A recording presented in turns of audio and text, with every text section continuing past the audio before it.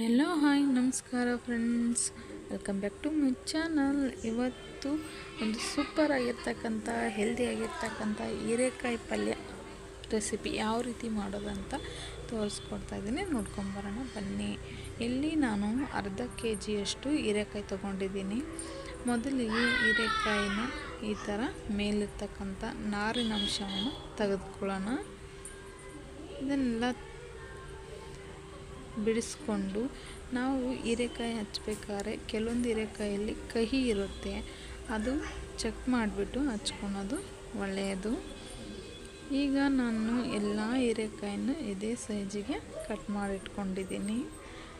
ಹಾಗೆ ಖಾರಕ್ಕೆ ಮೀಡಿಯಮ್ ಖಾರದ್ದು ಒಂದು 8 ಹಸಿಮೆಣಸಿನ್ಕಾಯಿ ತೊಗೊಂಡಿದ್ದೀನಿ. ಹಾಗೆ 2 ಈರುಳ್ಳಿಯನ್ನು ಸಹ ಹಚ್ಚಿಟ್ಕೊಂಡಿದ್ದೀನಿ. ಒಗ್ಗರಣೆ ಹೇಗೆ ಮಾಡ್ಕೊಳ್ಳೋಂತ ನೋಡೋಣ ಬನ್ನಿ. ಒಂದು ಪ್ಯಾನಿಗೆ 6 ಸ್ಪೂನಷ್ಟು ಎಣ್ಣೆ ಹಾಕ್ಕೊಂಡ್ರೆ ಆಯಿತು. ಈಗ ಎಣ್ಣೆ ಬಿಸಿ ಆಗ್ತಿದ್ದಂಗೆ ಸಾಸಿವೆ ಹಾಕ್ಕೊಳ್ಳೋಣ. ಅರ್ಧ ಸ್ಪೂನಷ್ಟು ಸಾಸಿವೆ, ಹಾಗೆ ಕರಿಬೇವಿನ ಎಲೆ ಹಾಕ್ಕೊಂಡು ಹಚ್ಚಿಟ್ಕೊಂಡಿರ್ತಕ್ಕಂಥ ಮೊದಲಿಗೆ ಹಸಿಮೆಣಸಿನ್ಕಾಯಿ ಮತ್ತು ಈರುಳ್ಳಿನ ಹಾಕ್ಕೊಂಡು ಹಸಿ ವಾಸನೆ ಹೋಗೋವರೆಗೂ ಚೆನ್ನಾಗಿ ಬಾಡಿಸ್ಕೊಳ್ಳೋಣ. ಈರುಳ್ಳಿ ಸ್ವಲ್ಪ ಕಲರು ಚೇಂಜ್ ಆಗಬೇಕು. ತಟ್ಟೆ ಮುಚ್ಚಿಬಿಟ್ಟು ಒಂದು 3 ನಿಮಿಷ ಬೇಯಕ್ಕೆ ಇಟ್ಕೊತೀನಿ. ನೀವು ಹಾಗೇ ಬೇಯಿಸ್ಕೋಬೋದು, ಪರವಾಗಿಲ್ಲ.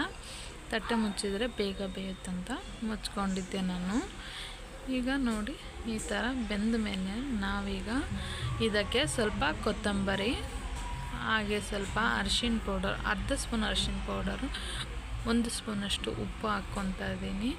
ಹಾಗೆ 1 ಸ್ಪೂನಷ್ಟು ಸಕ್ಕರೆ ಹಾಕ್ಕೊಂಡಿದ್ದೀನಿ. ಸಕ್ಕರೆ ಹಾಕ್ಕೊಂಡ್ರೆ ನಮಗೆ ಸ್ವೀಟ್ ಅಂತ ಏನು ಅನಿಸೋದಿಲ್ಲ, ಅದ್ರ ಬದಲಾಗಿ ತುಂಬ ಟೇಸ್ಟಿಯಾಗಿ ಪಲ್ಯ ಬರುತ್ತೆ.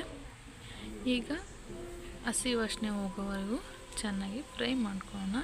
ಹಚ್ಚಿಟ್ಟಿರ್ತಕ್ಕಂಥ ಈ ಹೀರೆಕಾಯಿ ಎಲ್ಲನೂ ಹಾಕ್ಕೊಂಡು ನೀಟಾಗಿ ಕಲಿಸ್ಕೊಳ್ಳೋಣ. ನಿಮಗೆ ಪಲ್ಯ ನೀರಿನಂಶ ಬೇಕಿತ್ತು ಅಂದರೆ ನೀವು ಇದನ್ನು ತಟ್ಟೆ ಕ್ಲೋಸ್ ಮಾಡಿಬಿಟ್ಟು ಬೇಯಿಸ್ಕೋಬೋದು. ನಮಗೆ ಈ ಥರ ನೀರಿನಂಶ ಬೇಡ, ಫ್ರೈ ಆಗಿರೋಂಥ ಹೀರೆಕಾಯಿ ರೆಸಿಪಿ ಬೇಕು ಅನ್ನೋದಾದರೆ ತಟ್ಟೆ ಕ್ಲೋಸ್ ಮಾಡ್ದೇ ಹಾಗೇ ಬೇಯಿಸ್ಕೋಬೇಕಾಗುತ್ತೆ.